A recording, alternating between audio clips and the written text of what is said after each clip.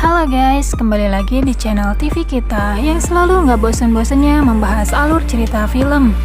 Karena apalah dayaku yang hobinya nonton film sambil rebahan. Kali ini TV kita akan mereview sebuah film yang dibintangi oleh aktor tampan bernama Aditya Roy Kapoor dan lawan mainnya bernama Sarada Kapoor dengan film berjudul Asyikwi 2. Film ini disutradarai oleh Mohit Suri yang dirilis pada tahun 2013.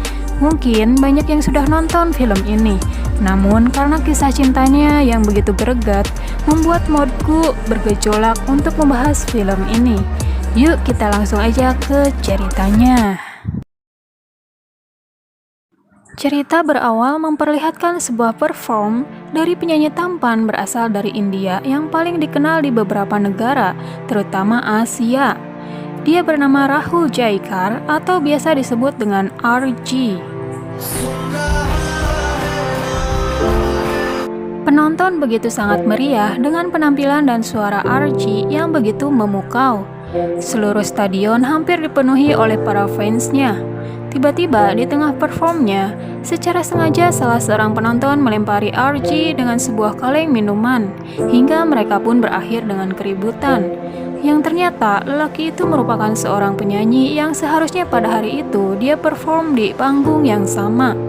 Namun karena kehadiran RG membuat kontraknya dibatalkan begitu saja. Kejadian itu pun membuat RG meninggalkan panggung dan menjadi kesempatan para wartawan untuk menayangkan kejadian tersebut. RG berkendara dengan menenggak beberapa minuman abok. Dia teringat akan perjuangannya sebagai seorang penyanyi yang telah berhasil sampai di titik ini. Tanpa sengaja, tiba-tiba mobilnya menabrak seorang gadis cantik. Penampilannya yang berbeda membuat gadis itu tak mengenali RG. Dia memarahi RG karena telah lalai dalam mengemudikan mobil. Dengan rasa bersalahnya, RG meminta maaf dan membantu membereskan sayurannya yang berserakan di jalanan meskipun mobil yang dia kendarai mengalami kerusakan juga. Diam-diam, gadis itu kagum dengan sikap RG. RG mendatangi sebuah bar yang ternyata barnya telah tutup. Pelayan itu melihat berita kejadian RG di panggung dan dia terkejut bahwa RG sudah berada di depannya. Di sini kita sudah bisa menilai bahwa RG telah kecanduan abok. Karena stok minumannya sudah habis, pelayan bar pun menyarankan RG untuk mengunjungi bar dekat pantai karena bar tersebut buka sampai subuh. Sesampainya di sana, dia melihat gadis tadi yang ternyata seorang penyanyi bar.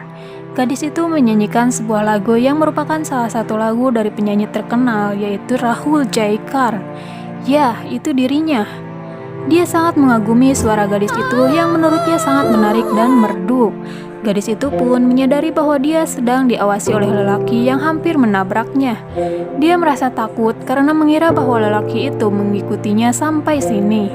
Ketika membuka kacamatanya, gadis itu terkejut tidak menyangka bahwa lelaki itu merupakan RG, penyanyi terkenal yang dia kagumi. Lalu mereka pun berkenalan. Gadis itu bernama Arohi Keshav Sirke, yang ternyata dia merupakan kebangsaan India yang merantau di sana. Karena namanya kepanjangan, kita sebut saja Arohi. Perkenalan mereka pun terganggu dengan kedatangan Vivek, asistennya, yang mencarinya. Karena merasa belum sempat menyampaikan sesuatu, RG pun meminta alamat tempat tinggal Arohi yang telah pulang. RG mendatangi rumah Arohi malam itu juga. Ternyata RG menawarkan Arohi untuk menjadi penyanyi terkenal karena RG merasa ada hal yang menarik di suara Arohi. Hal itu membuat Arohi sangat senang dengan penawaran fantastisnya. Namun di sisi lain dia kurang yakin dengannya. RG pun berjanji tidak akan mengecewakannya. Keesokan harinya, Arohi mengundurkan diri sebagai penyanyi bar. Akan tetapi bosnya tidak ingin melepaskan Arohi dengan mudah. Dia meminta untuk membayar kontrak selama 3 bulan yang belum dia penuhi karena Arohi baru menjalankan kontrak selama 1 bulan sebagai penyanyi di bar sana. Dia pun menjelek-jelekan RG yang merupakan penyanyi pecandu abok. Tiba-tiba RG datang dengan membayar kontrak Arohi yang belum terpenuhi. Dengan kata yang bijak, RG membuat bos bar itu tertunduk malu. Sesampainya di India, Archie bilang kepadanya bahwa dirinya akan menghubungi Arohi untuk memenuhi janjinya, dan mereka pun pulang ke rumah masing-masing. Di rumah, Arohi sangat bahagia bertemu dengan orang tuanya kembali. Ibunya yang akan memasak makanan spesial pun meminta uang kepada Arohi untuk berbelanja. Arohi sangat berat mengatakannya bahwa dia tidak digaji karena dirinya mengundurkan diri untuk mengikuti Archie yang berjanji akan menjadikannya penyanyi terkenal. Ibunya begitu marah mendengar hal itu karena perekonomian mereka yang terbilang kurang dan hanya mengandalkan gaji Arohi harus kembali susah demi janji seorang yang baru dikenalnya. Ayahnya pun hanya mengerjakan televisi tetangganya dan itu pun tidak dibayar. Archie mendatangi manajer dan membujuknya agar menerima Arohi sebagai penyanyi penggantinya untuk mengisi album lagu di sebuah film. Dengan keras, manajer menolaknya karena tidak mudah untuk menjadi seorang superstar. Seorang superstar merupakan nyanyian dan suaranya mampu membuat hati ingin bersiul dan hanya Archie lah yang mampu seperti itu. Archie pun tetap meyakinkan manajernya bahwa gadis yang dia bawa bisa seperti itu. Setelah berkali-kali mengutarakan penolakannya, akhirnya manajer itu mengizinkannya untuk memberi kesempatan Arohi bernyanyi di depannya.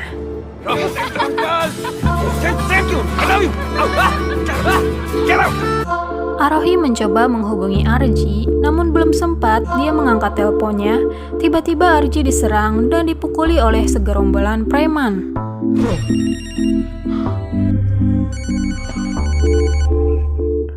Kejadian itu membuat Archie cedera dan membutuhkan perawatan yang serius. Vivek menutupi kasus tersebut demi kebaikan karir Archie. Dia pun menyuruh bawahannya untuk diam dan memberikan info bahwa Archie sedang berada di London apabila ada wartawan yang menanyakan keberadaannya. Telepon dari Arohi pun tak pernah ditanggapinya. Na koi sazam lekhe अब सभी गम मुश्कों में वो पिया है ना 25 hari lamanya, dengan sabar Vivek merawat Archie sampai kembali sembuh. Di sisi lain, perekonomian keluarga Arohi semakin menipis sehingga dengan terpaksa, ibunya menjual satu-satunya perhiasan untuk memenuhi kebutuhan perekonomiannya. Archie masih belum juga memberikan kabar kepadanya. Setelah Arohi mencari tahu alamat rumah Archie, akhirnya Arohi sampai di rumah Archie. Security sana bilang bahwa Archie belum pulang dari London. Arohi pun menitipkan sepucuk surat kepada security itu untuk diberikan kepada Archie. Tak lama setelah meninggalkan rumah itu, tiba-tiba Arohi melihat Archie bersama Vivek yang terlihat sangat ceria tanpa memikirkan bebannya selama ini. Terlihat jelas kekecewaan yang dia rasakan, seolah Archie lupa akan janjinya dan tak pernah merespon saat dia menghubunginya. Dia pun merasa bersalah kepada orang tuanya karena telah mempercayai janji seseorang yang baru dia kenal. Tanpa pikir panjang, Arohi menghampiri Salim. Dia menceritakan kekecewaannya dan meminta pekerjaan kepadanya. Pekerjaan yang tak baik sekalipun dia akan menerimanya, karena Arohi sangat membutuhkan uang untuk menghidupi kedua orang tuanya. Di sisi lain, Archie yang baru menerima surat itu kemudian menghampiri Vivek di sebuah pesta. Di depan para tamu undangan, Archie memarahi Vivek yang telah mengabaikan Arohi saat menelponnya. Vivek pun tidak pernah memberitahunya tentang Arohi yang sering menghubunginya. Bukan tanpa alasan, Vivek yang merupakan sahabatnya dari kecil tidak rela jika Archie menyerahkan kesuksesannya hanya karena wanita. Dia sendiri yang menyaksikan seberapa jauh perjuangan Archie hingga menjadi seorang superstar seperti saat ini. Namun, Archie tetap kekeh dengan tujuannya. Dia ingin memberikan kesempatan untuk orang yang paling membutuhkan seperti Arohi, yang perekonomiannya terbilang minim dan dia pun meninggalkan Vivek.